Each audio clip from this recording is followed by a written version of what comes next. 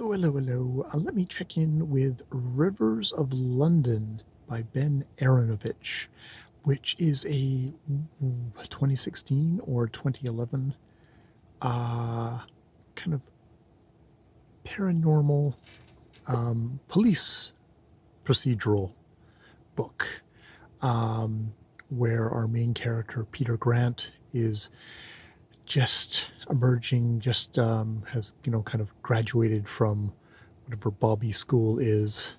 It's probably not a Bobby anymore, but English, English police officer working in London, and he ends up getting kind of conscripted into the what's basically the paranormal ghost cops thing, where they the fellow there, Nightingale, who's been on the job for a lot longer than immediately begins at the front, takes him under his wing because he can sense things.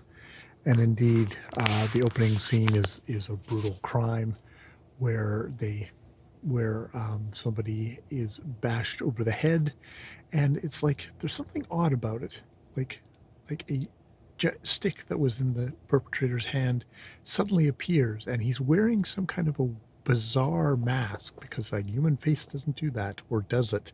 It does if it gets possessed by the revenant, the returning spirit that is out for murder and mayhem. Um, it's a very laddish kind of book. Peter Grant is horny. He's really interested in Leslie. He's really interested in the water nymph, one of the tributaries of the River Thames. There is Mama Thames and there is Papa Thames. Mama and Papa Thames are not on speaking terms and are indeed very separate entities. One an older white guy, the other one a Nigerian woman, who apparently are just people who kind of became the avatars for the kind of the energies of these things of water. There's a reason why this book is called The Rivers of London, and indeed the whole series will be called that. There are spirits, there are vampires, not sparkly ones or seductive ones, but much more just, suck the fucking life energy out of everything, the magic energy out of everything. Um, Peter Grant learns slowly, is learning stuff as we go along. It, I think, I don't know. It is a very laddie kind of book, in that, we get to see the water nymph naked. Um, there's, you know, some sexual tension there.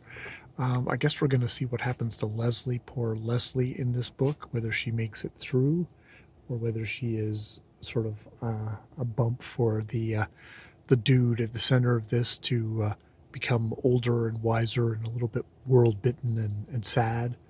Um, Kind of got the feeling that might be the case. We'll see.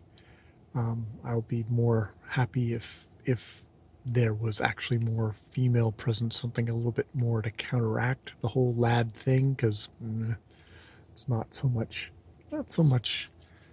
Um, it needs to be undercut more, I guess, is what I'm saying. Um, yeah, yeah, it is okay. It's definitely a world. It definitely, I think there's a thing here saying Ben Arovich has lived in London all his life, and he would never ever freaking leave it. Without his prizing off his cold dead hands from the city, and it definitely has that feel of somebody who's really knows this area. And I like the locality, the specificity of it is really cool and enjoyable. So yeah, that's so far. I'm about like 70% of the way through. I guess I'll see how it goes. I just figured I'd just stop and chat a little bit about it right now. I'm enjoying it.